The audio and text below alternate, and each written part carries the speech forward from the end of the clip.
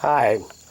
Well, what I got out here today is a pair of Colt single action New Frontier 22s. And if you've ever seen the Colt New Frontier revolvers, they're just a flat top version of the single action Army with adjustable sights. And these are about a 7/8 scale of that in 22. And essentially just a Colt Peacemaker 22 with a flat top frame and adjustable sights. Now they made these in 4 different barrel lengths: 4.4, 4 3/4, 6.5, I believe, and 7.5 inch barrels. Sometimes the 7.5 inch barreled ones were called a buntline.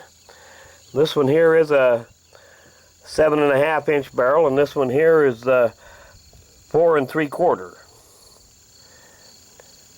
So I'm going to run a few rounds through them today, and I thought I might as well get a little of it on camera while I was at it.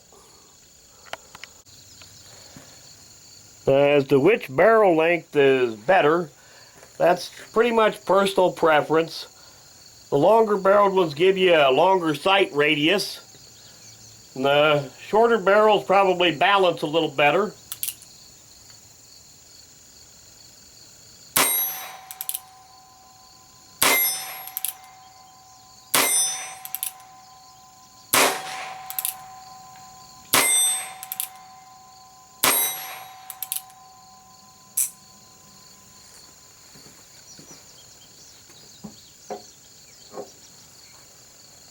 And we'll try the other one out.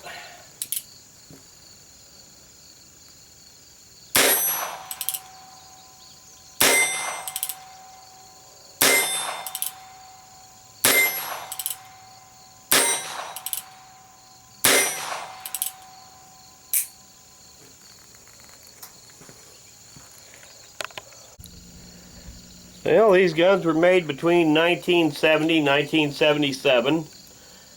They're becoming something of a collector's item these days.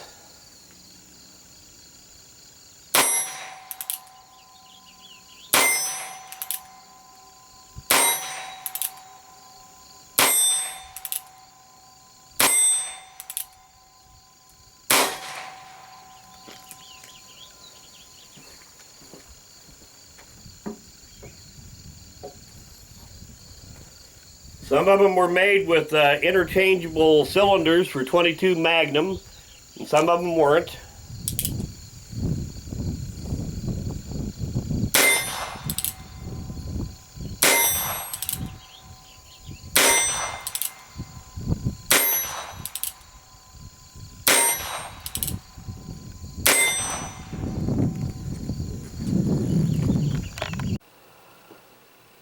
Well, the Colt New Frontier 22 is made from 1970 to 1977. See if we get all these markings to show up on these guns. Now the long barreled 7.5 inch barreled ones were sometimes marked as buntline, sometimes they weren't. Steel frame, color case hardened.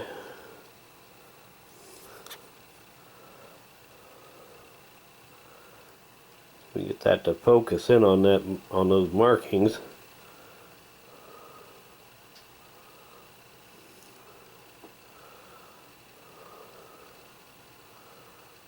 There.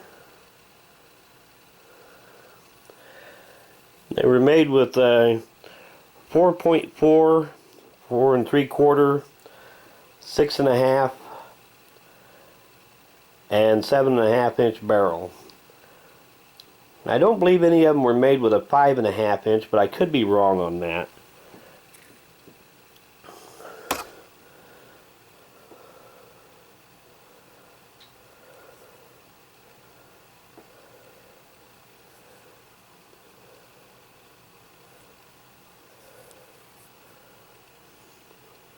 Some of them had interchangeable 22 Magnum cylinders. And these guns are roughly about the same size as a Ruger single 6 revolver. which is what they were intended to compete against.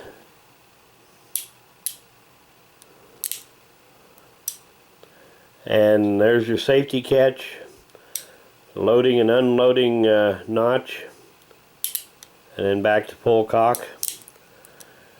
And like a real single action army, if you're going to carry one of them around, probably be best to carry a empty chamber under the hammer. That safety catch there does keep the hammer off the firing pin, but those are not known to be exceptionally strong, so it could conceivably, if it was dropped, break that little spur and hit on the hammer. It could conceivably break that little spur off and have the hammer hit the firing pin. Not likely. Pretty rare situation, but it could happen. But anyway, I thought I'd do a quick video with these two. So, thanks for watching.